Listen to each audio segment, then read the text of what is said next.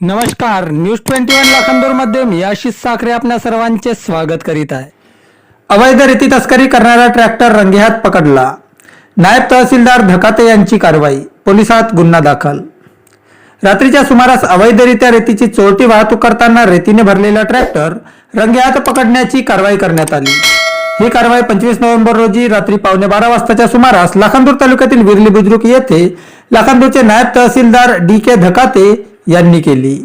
समीर साजन बोकडे वय 23 वर्षे, राहणार विरली बुद्रुक असे ट्रॅक्टर चालक मालकाचे नाव आहे।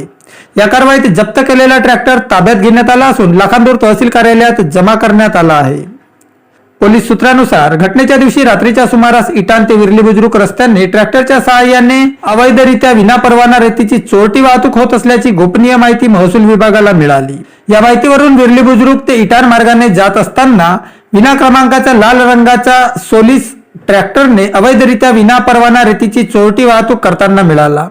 त्यावरून लाखांदूरचे नायब तहसीलदार DK धकाते यांनी ट्रॅक्टरमध्ये असलेल्या अंदाजे 1 ब्रॉस रेतीचा जप्ती पंचनामा कारवाई करून जप्त केलेला ट्रॅक्टर लाखांदूर तहसील कार्यालयात जमा केला आहे।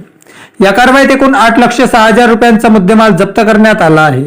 नायब तहसीलदार धकाते यांच्या फिर्यादीवरून लाखांदूर पोलिसांत ट्रॅक्टर चालक मालकाविरोधात विविध कलमान्वये गुन्हा नोंद करण्यात आला आहे।